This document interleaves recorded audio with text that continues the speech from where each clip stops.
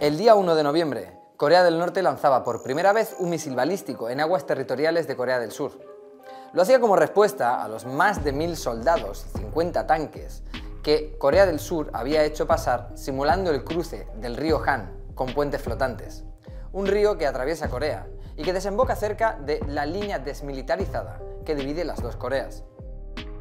They said that this was in response to a massive military exercise being held by the US and the South Korean military. Y este ejercicio militar llegaba en respuesta a los 60 lanzamientos balísticos que Corea del Norte ha realizado en 2022, un récord que ha incrementado la tensión con el país vecino.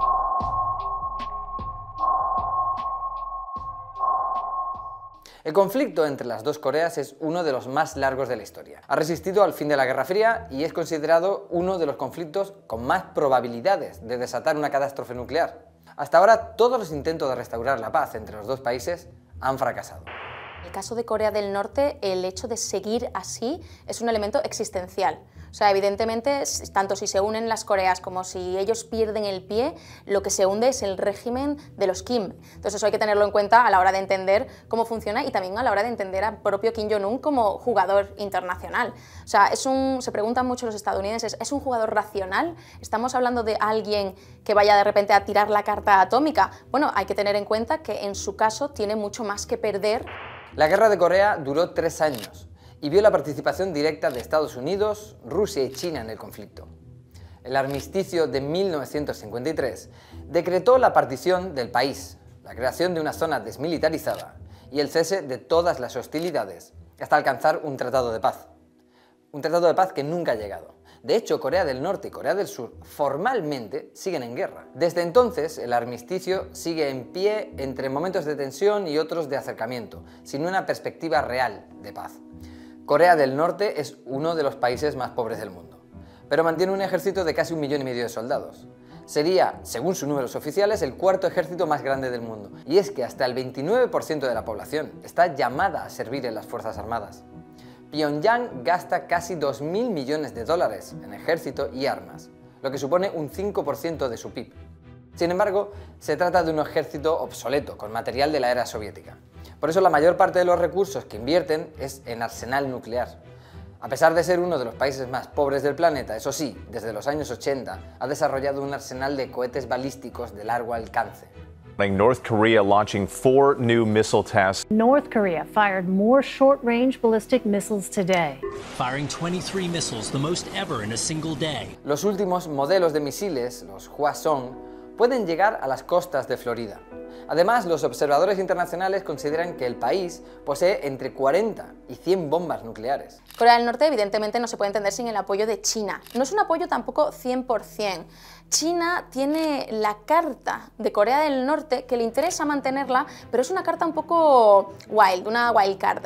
Puede ser un comodín que le venga bien en un momento de tensiones con Estados Unidos, pero la propia Corea del Norte no siempre se está plegando a los deseos de Xi Jinping. A China lo que le interesa sobre todo es que exista Corea del Norte como una buffer zone en esa influencia que Estados Unidos tiene en el resto de la región, en la parte del sureste de China. Es interesante también hablar de la relación que Corea del Norte tiene con Rusia, porque ha sido precisamente Corea del Norte quien se ha ofrecido a entregar a Rusia munición y armamento.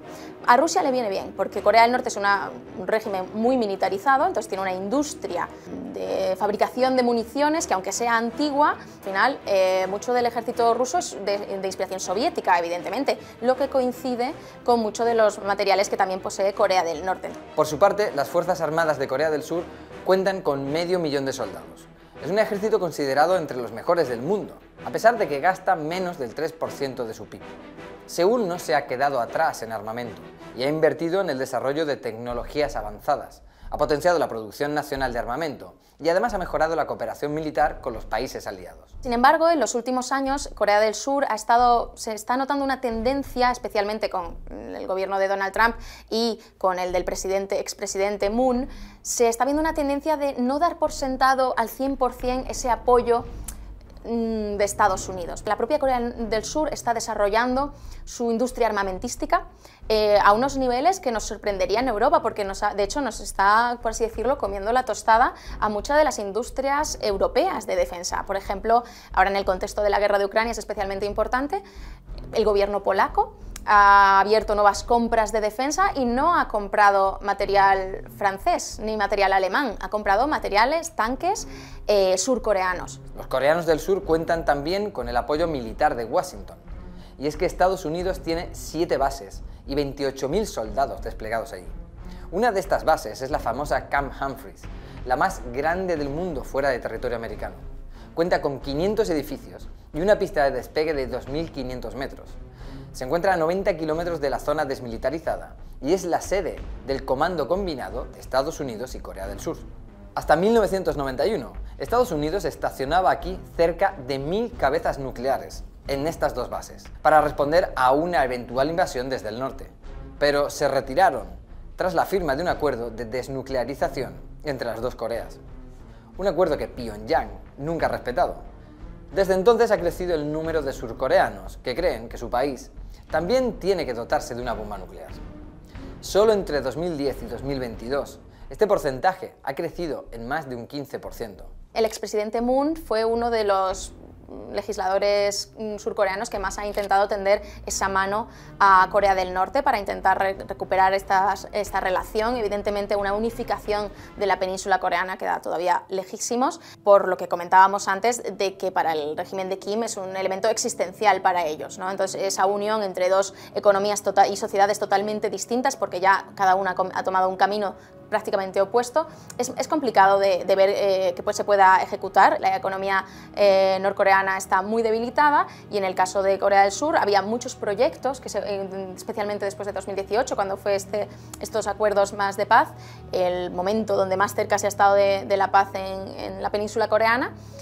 Corea del Sur propuso muchos proyectos conjuntos económicos. Eso se ha quedado totalmente paralizado y ahí Corea del Norte necesitaba margen, necesita esas concesiones de Corea del Sur.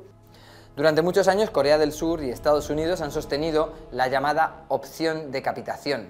Es decir, en caso de amenaza, Estados Unidos podría lanzar un ataque preventivo, tanto convencional como nuclear, en contra de las bases militares norcoreanas y neutralizar su potencia ofensiva en unos 10 minutos.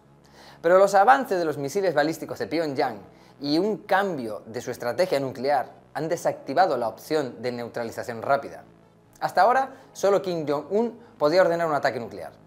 Sin embargo, ahora puede ser ordenado de forma automática e inmediata si la cadena de comando del país está en riesgo o se rompe.